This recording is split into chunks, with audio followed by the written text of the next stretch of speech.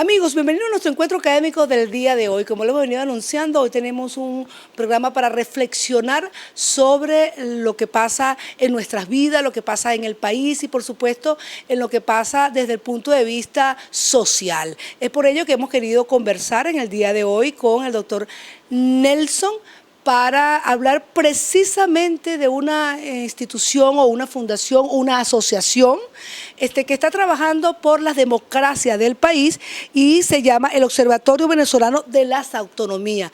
Usted lo ha visto y hemos visto eventos donde ellos han participado y siempre nos ha llamado la atención qué es este observatorio, qué busca este observatorio y lo más importante, los beneficios para lograr precisamente entendernos en la diversidad. Bienvenido, doctor. Bueno, muchas gracias por tu invitación. Bueno, mira, la mejor manera de responder esta pregunta es hacer un poquito de historia de cómo se constituyó este Observatorio Venezolano de la Autonomía. Quizás el antecedente más antiguo fue una actividad que se organizó en el año 1985, patrocinada por la Universidad de Carabobo, la COPRE y la Gobernación del Estado de Carabobo, donde se hizo un evento de carácter nacional en el marco pues, de las atmósferas políticas que existían en la época, que se orientaba hacia los procesos de descentralización. Recordemos que es en esa época que se inicia la COPRE y comienzan a fomentarse pues, lo que finalmente se terminó como la elección de los gobernadores por elección directa y secreta. Ese es el antecedente más antiguo. Posteriormente, las condiciones políticas del país, pues ya sabemos, se suspendió estas actividades descentralizadoras y hace 2 años hicimos un evento que se llama, en el cual se elaboró lo que se denominó en ese momento la Declaración de la Casa de la Estrella. Fue un evento donde se invitaron pues, los gobernadores electos para la época, que estaban muy asociados al gobernador electo también, el doctor Enrique Salas Romer.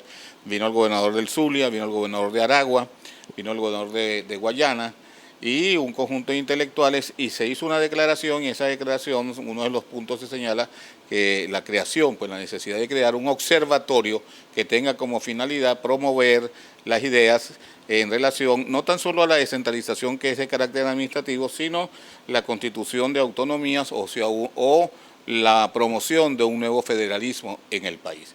Pero la actividad del observatorio no tan solo está circunscrita a la promoción de estas ideas, también tiene publicaciones y ha desarrollado líneas, si se quieren, nuevas de investigación, que como si tú me dices, podemos hablar de eso más adelante. Ahora, doctor, generalmente cuando se habla de este Observatorio Venezolano de la Autonomía, ¿qué observa? ¿Los procesos políticos de Venezuela, los procesos sociales de Venezuela en su línea de investigación? Y lo más importante, ¿hacia dónde va dirigido? ¿Es hacia el respeto de la diversidad, el encuentro para poder juntos ver un país distinto, con todos unidos, o se va hacia una línea política, como se puede decir, con tantas líneas y divisiones que hay en este país, pues? Bueno, no, una línea política desde el punto de vista de la política práctica no, pero sí partimos de una hipótesis. Nosotros creemos que la contradicción fundamental de la sociedad venezolana es la que opone por un lado las tendencias centralizadoras y la que están por el otro lado en las tendencias descentralizadoras. Es decir, el conflicto subyacente político venezolano es entre un Estado único centralizador y la necesidad de ir hacia un Estado federal. ¿Por qué decimos esto? Bueno, yo lo expreso con esta frase, ¿no? Si nosotros nos preguntamos qué es Venezuela, vamos a descubrir que yo soy venezolano en tanto carabobeño, o usted es venezolana en tanto andina, o el señor es venezolano en tanto aragüeño. Es decir, Venezuela no es un país único, sino que existe un conjunto de diversidades y diferencias de carácter gastronómico, cultural, religioso, que debe y tiene que ser reconocido por el discurso político. Desafortunadamente, el hecho de poseer la renta petrolera y que la misma es apropiada o expropiada por el Estado ha traído como consecuencia un proceso profundo de descentralización de todas las actividades públicas. Fíjense que cada vez que hay un conflicto en el país, siempre la respuesta es descentralizar. Las cárceles, manos, el problema es descentralizar las cárceles para que cada gobierno local asuma la responsabilidad en esa tarea. Y en el caso pues de las universidades, por ejemplo, tú que estás muy bien ligada a ese mundo, bueno, uno de las cosas hacia las cuales debemos dirigir, orientar es la descentralización de las universidades. Hay que crear, por ejemplo, el sistema regional de universidades autónomas, o no sé, las autónomas y las no autónomas. ¿Por qué? Porque la región central responde a unas características demográficas, culturales, técnicas, es decir, hay un conjunto de demandas que son muy distintas a las que existen en los llanos, en los Andes. Y sería interesante pues proceder a ese proceso de descentralización, no tan solo del subsistema de educación superior local, sino igualmente al interior de las universidades. La universidad es una institución sumamente centralizada. Ahora, es difícil inclusive para los que dirigen la universidad, los que dirigen los centros, los institutos y el Estado venezolano, la descentralización. Por la cultura, parece mentira, la cultura centralizada, incluyendo la universidad, donde estamos, la universidad que estoy más ligada, y el sistema de educación, donde solamente descansa en una persona toda la responsabilidad y es el que dirige toda la orquesta, ¿no? Entonces, ¿en qué momento y en estos momentos, qué tan viable es que esas instituciones, que el Estado venezolano acepte la descentralización como una manera o una vía de respetar los procesos culturales, económicos y políticos de cada región que cambia, ¿no? A pesar de estar en una sola Venezuela? Bueno, mira, este es un proceso civilizacional, es un proceso lento, un proceso de carácter cultural, en el cual debo decir para los oyentes que Venezuela nace como un país federal. En 1810 dice la historia, fueron 7 provincias autónomas quienes firmaron el decreto pues, de preservación de los derechos de Fernando VII.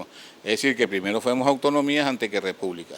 Pero vuelvo y repito, el proceso de reordenar bajo otras lineamientos a la República es un proceso lento, es un proceso civilizacional y que irá tejiéndose en la medida que los conflictos políticos y sociales que están viviendo se vayan resolviendo.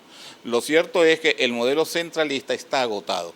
Está agotado no tan solo desde el punto de vista de la administración central, sino está agotado desde todo punto de vista. Hoy sale el nuevo gerente de Corpoelec señalando que va a descentralizar precisamente la administración de los servicios eléctricos porque él observa que fue en esa centralización administrativa lo que trajo como consecuencia, o no como que trajo como consecuencia, pero es un elemento que incide pues en la crisis eléctrica. Es decir, el distribuir el poder, democratizar las instancias de poder es una reivindicación latente en el país. Y debo señalar que todos los países que son exitosos son federales. Estados Unidos es un país federal, Alemania es un país federal, España dentro de las circunstancias no es federal, pero es autonómico, hay regiones autonómicas que responden pues a características culturales y lingüísticas de cada región.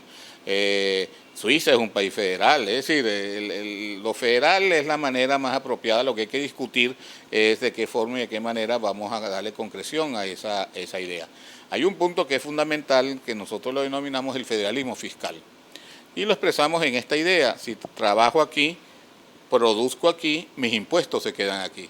Es necesario pues que los distintos impuestos de las regiones se queden en las regiones y eso le proporcionaría a las regiones una autonomía financiera para llevar a cabo proyectos específicos y no depender de la buena pro pues, del gobierno central en Caracas. Eso es muy importante, pero mucho de esta tesis se llegó producto de investigaciones, producto de estudios bien documentados y producto de eso. Nos gustaría conocer cuáles son las líneas, porque el observatorio, aparte de que su tronco principal es la descentralización como una medida o como uno de los factores que ustedes han investigado para lograr ser más efectivo la ciudadanía, pero eso lo va a contestar en la otra parte del programa el doctor Nelson Acosta, precisamente que estamos hablando qué es el Observatorio Venezolano de las Autonomías. Ya regresamos.